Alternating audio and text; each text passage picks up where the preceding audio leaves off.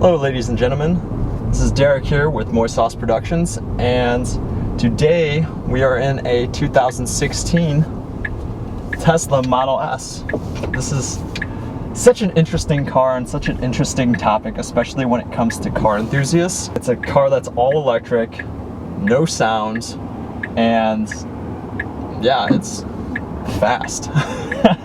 So this is the 60D, not the 75 or 85 or 100D. It's basically the base model, and you can get about 200 miles on a charge. Let's start with the exterior of this car.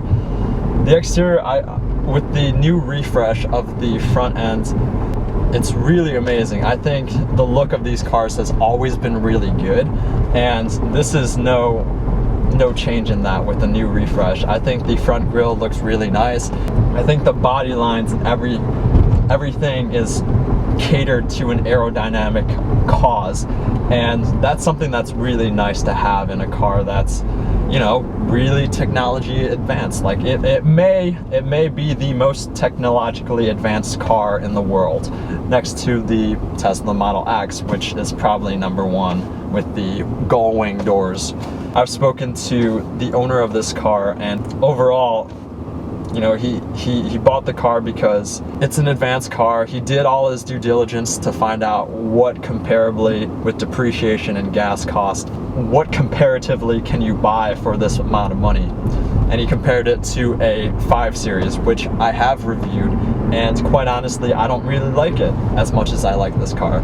And there is no feel in the steering. The steering is quite numb, but everything's very, very direct, and it doesn't feel as heavy as that BMW does.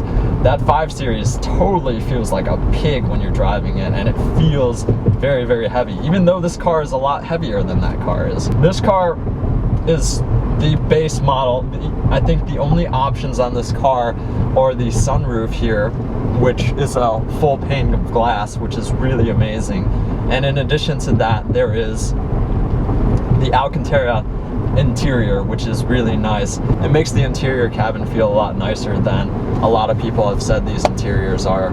You know, for this car was purchased for $78,000, and you know, there was a $7,500 federal rebate for this car.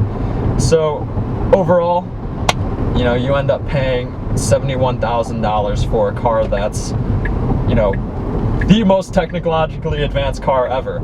You know, you don't have to put gas in it. You set up a charger in your house and you charge it overnight, or in Shield's case, he actually has a charging station at work where he charges it randomly throughout the week whenever he can. For something that's 78 grand, or 71,000 if you want to count that rebate, which everybody gets in the States here, is pretty nice. He has the cloth seats, so not the full leather seats. It's partially cloth and partially leathered. Whew. 60, okay.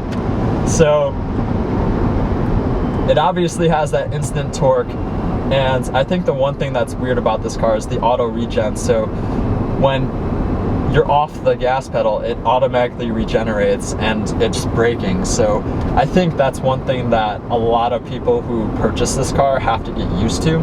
But you can also turn on the cruise control, which will essentially fix that issue.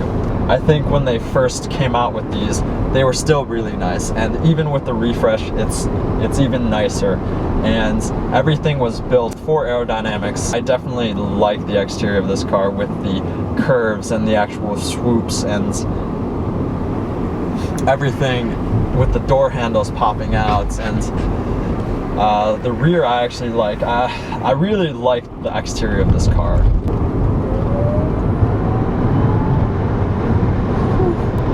Yeah, it feels really fast. I can't complain about this acceleration. Even with this car, like, quite honestly, and there's no noise behind it to muffle or to tell you that it's going fast. It's more of that instant torque that gives you that push. So I think that's really, really amazing.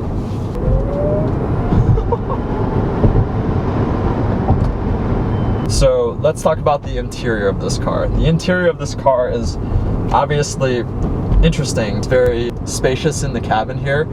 With this upgrade with the sunroof, there is no shade that actually blocks the sun out, and the sun's right there currently, and I'm looking out at it, and it's really not too bad. They tinted the window, and it's obviously UV filtered, so on a hot day it might bug you, and you can buy shade from Tesla. As we talk about the interior, this Alcantara stitching, this Alcantara in general is really nice. The steering wheel on this car is very nice and very thick. It's very driver focused, I think, and it's not bad at all. Some of the interior materials are not that great. Some of this feels like hard plastic, and it doesn't feel like there's much behind it.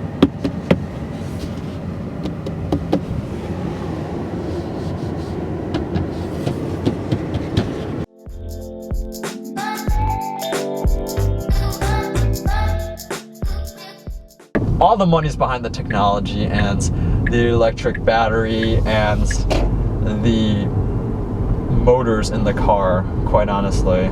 The interior's nice. I don't think it would be equal to a $78,000 car.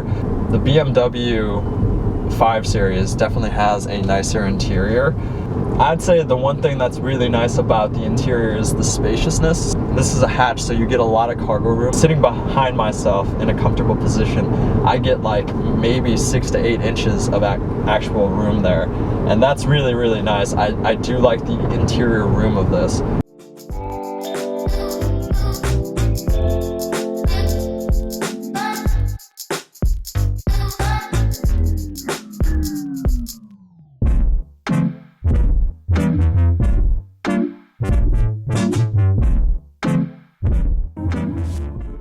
The overall noise factor, right?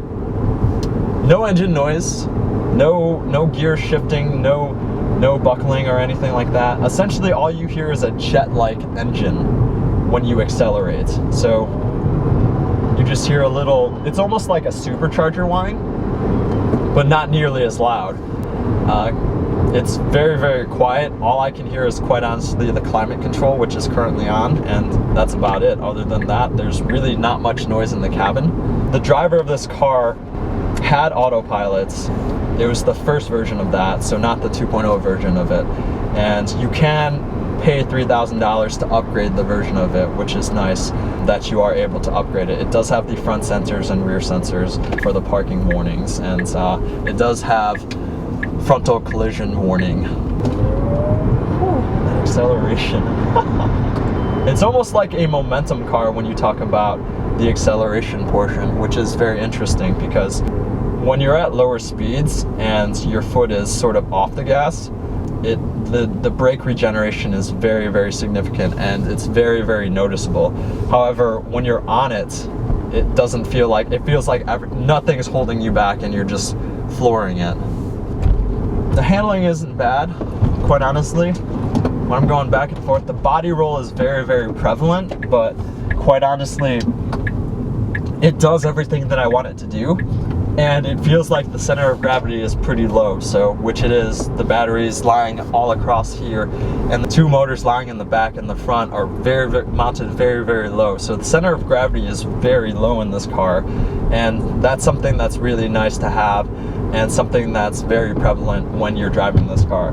It doesn't feel like, the body roll is not very well controlled, so it feels like, it does not feel super sporty, but it does feel fairly capable. It feels like you could take this car to a track and run out of batteries real quick, and if there's no charging station at the actual at the track, then you're walking home.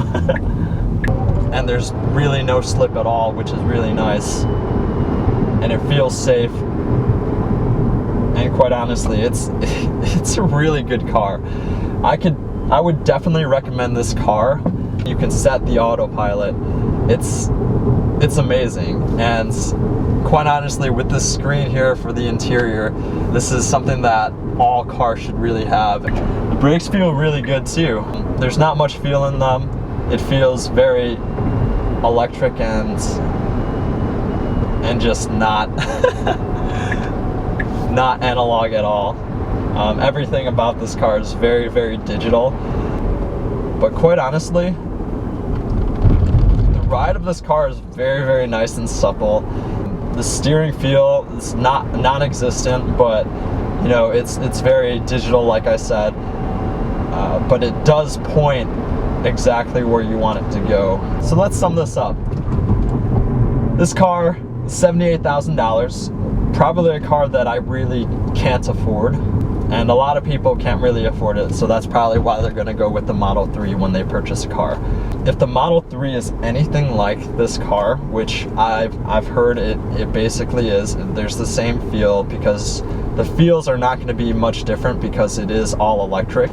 So the main questions are, who would buy this car? Person that's a technology enthusiast, somebody who wants to be environmentally friendly, which I understand building the actual batteries is more pollution to the actual world than anything else, so it's not exactly the same, but you know, for the life of the car that you have it, you essentially aren't polluting. This is definitely a car that I would buy. I would definitely recommend this car. The acceleration is just astronomically fast and quick and really astonishing, and it's a talking point for every person when we talk about this car. You're gonna get looks wherever you go with this car. I literally get people staring at me, especially with this candy red color. But overall, the recognition of this car, you're gonna get looks, you're gonna get people talking to you, you're gonna get that stereotypical, like, oh my god, it's a Tesla kind of thing. So interior, exterior, both are really nice. It's not nearly as nice as like a Porsche or a Mercedes, like I said, but honestly, with the technology, I think it overrides that. So thank you all for watching. I wanna give a special thanks to Shio for letting me drive the car. And yeah, I will see you in the next video. Thank you all for watching.